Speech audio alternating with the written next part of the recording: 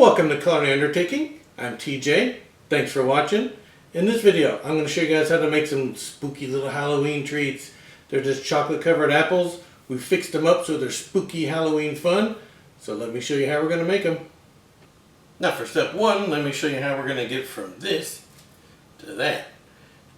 Now my apples, I washed them off. I didn't boil them. I didn't take the wax off. I just washed them really well, dried them really well, and then I let them sit on the counter until they came to room temperature. Then I popped the stem off, and I got these little white sticks I got at the hobby center, so I'm using those. You could use the wooden kind if you want. You could use a chopstick if you had one of those. So just get a stick into the apple to get started with.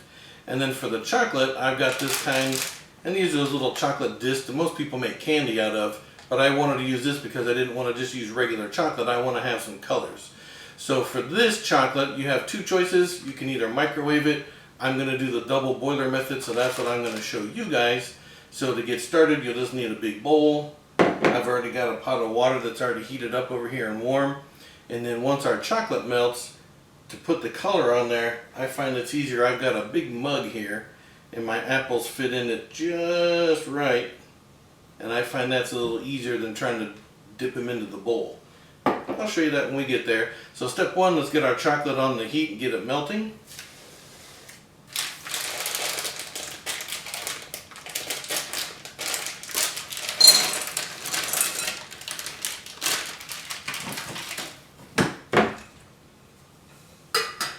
So here you can see my double boiler setup. I've got my bowl, I've got my pot here going, I've got about an inch of water in it. It's over low heat. You don't need to crank the heat up. The water doesn't need to boil or anything. It just needs to stay hot. And then you can see I've got some orange chocolate here. And we're just going to stir it around until it starts to melt, which it's already starting to.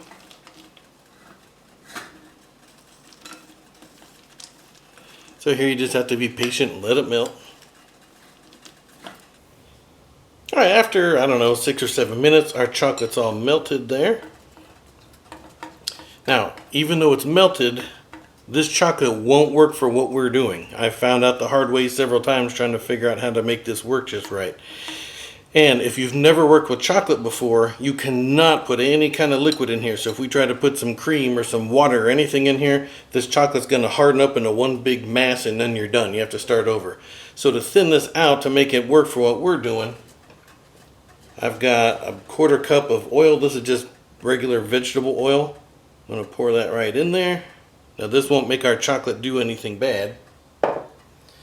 It sounds gross, but it won't taste bad when it's all done. And you can see the oil's floating on top. It looks like it's not going to mix, but just keep stirring. It will. Now at this point you can see the chocolate's a lot thinner than it was, which is perfect for what we're doing. There's still a little bit of a oil on top of here. It's not quite worked in yet. So what you want to do is just let the chocolate stay here on the double boiler for about another 10 minutes. And you don't have to constantly stir, just, check on it every now and then as it sits here. And that chocolate will thicken up, the oil will absorb into there. So just be patient, just let it sit there for a minute. Now about 10 minutes later you can see there's no oil sitting on top anymore. It's all incorporated into the chocolate. It's still much thinner than it was when we started. So next step, you could either leave it like this and put your apples in here and try it. I wouldn't recommend it. Or you can do like I'm going to do and pour it into a cup. The reason I wouldn't recommend this is if you put the apple in here and try to just spoon the chocolate over it, for some reason I was getting big weird pieces of chocolate. It was sliding off and it just was a mess. It didn't look good at all. So putting this into a mug and dipping it the way I'm going to do it, you get a much cleaner, even coat on there. So now at this point you want to be careful because there is some water on the back of here. So I've got a towel sitting next to the bowl. I'm going to take the bowl off, put it on the towel, dry it off so I don't get water dripping into my chocolate, and pour it into my mug. And you only want to fill the mug about halfway, otherwise it'll spill out the top as you're dunking your apples in there. Alright, so I've got my apples, I've got the chocolate, and then I've got a little plate with some wax paper on it to put the apples on. And you just want to take the apple straight down in there till it's all the way under. And pull it straight back out. Now you want to let some of the excess drip off, but I'm not going to stand here for 20 minutes until there's no more drips. You just want to wait till it slows down.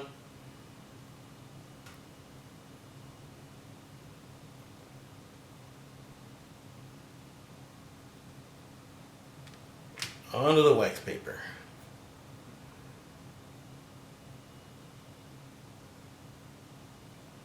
I don't know why that's fun to watch, but it is.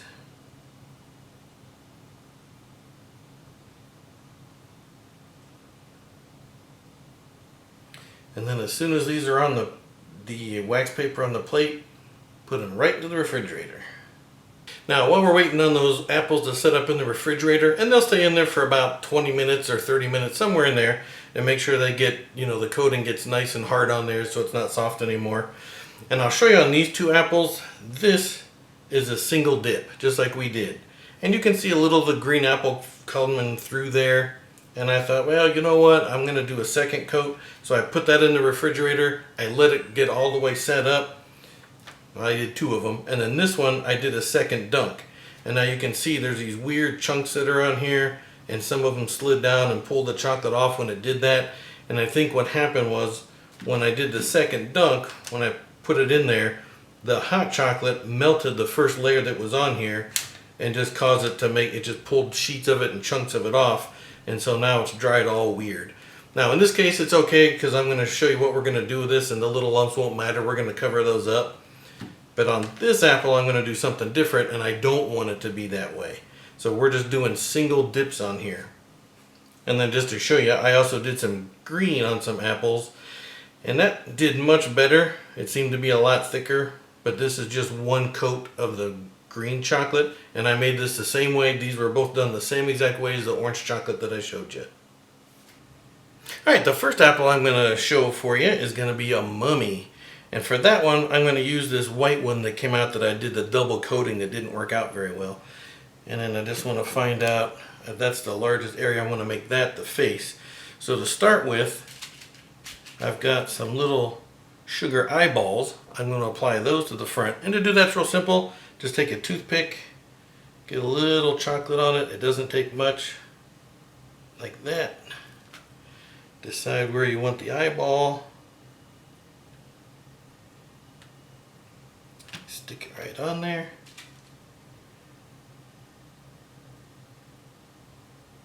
Since we want to be able to see good, we're going to give him 2.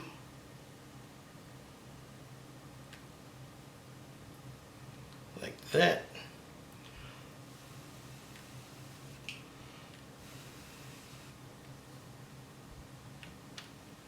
Alright, so now our mummy has eyeballs.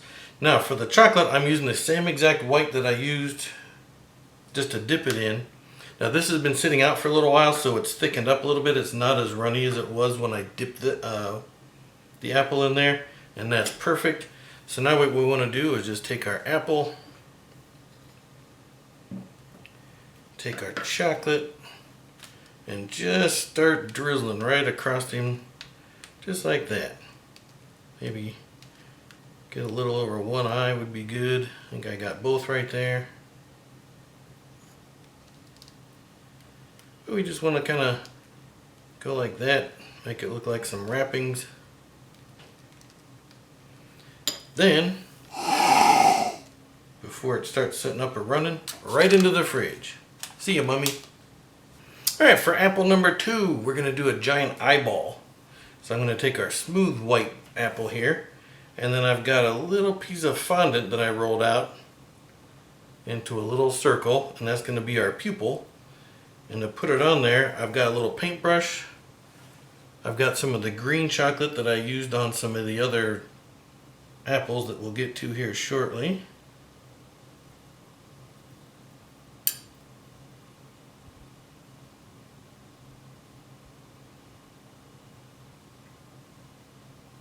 Pop that right in the center. Now I'm going to take some of that same green chocolate. I don't know how good I'll do with this upside down. And we're going to use that to paint the colored part of our eye.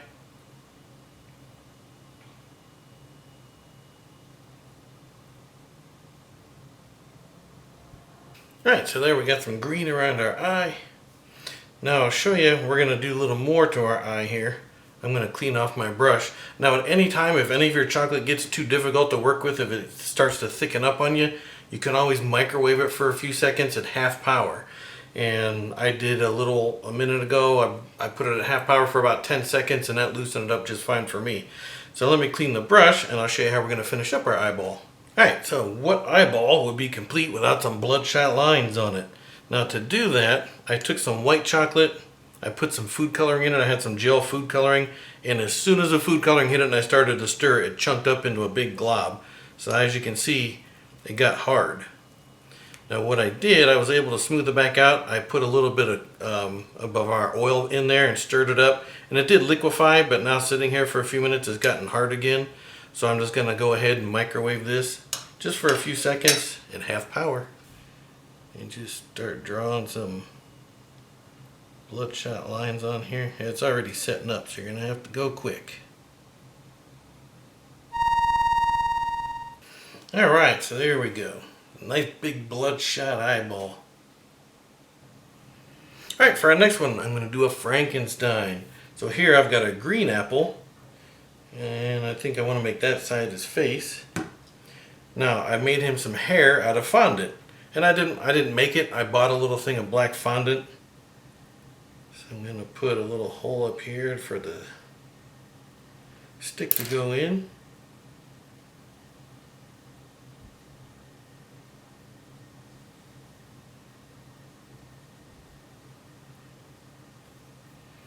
There we go, so Frankie's got some nice jagged hair.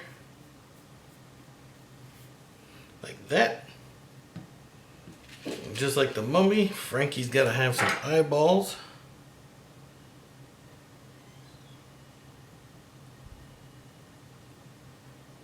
A little bit of melted green chocolate there.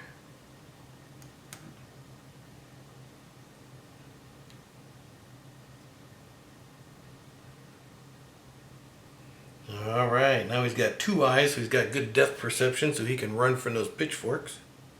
Alright, now to give him some detail, I've got some black. I thought it was food coloring. Turns out I've got some airbrush color, but it's black.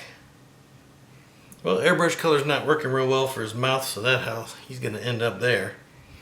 I was hoping to give him a little bit of a more of a personality, but there, he looks like a mindless beast there with his goofy hair and his nice Halloween expression on his face. So there's our Frankenstein.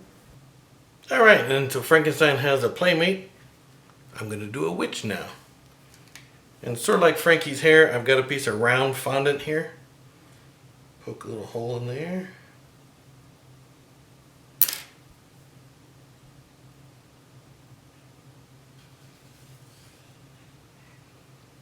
So there's the base of her hat. And I've got a triangle shape here. I'll lay on there like that. Bring up to the top.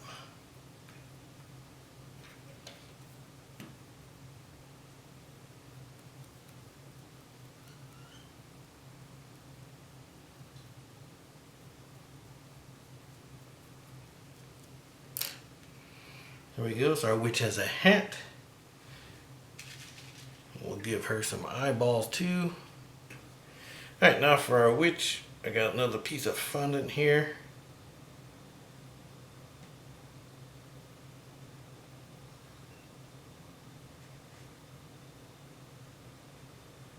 We want to make her smiley. We want to make her sad.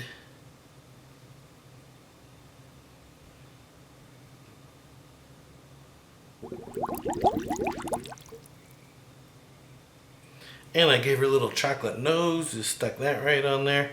So there's our witch. Alright, now since Frankie had no good mouth, let's give him one.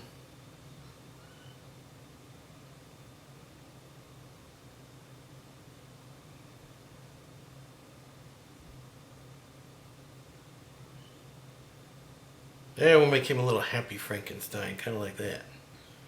Alright, and for the last one, we're going to do a jack-o'-lantern. I think I like this side better. So again, out of the fondant, I've got a couple triangles for eyes. I got a little mouth down there. Just a little melted chocolate just to make sure it'll stick. Try not to smush it.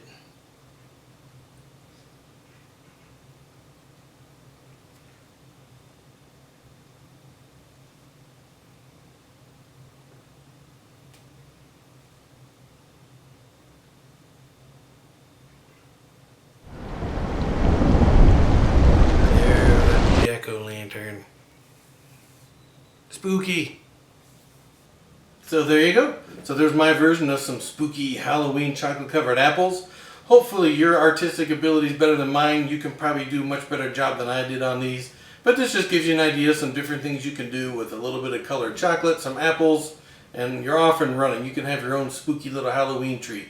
So, as always, thanks for watching. We'll see you on the next one, and have a happy and safe Halloween.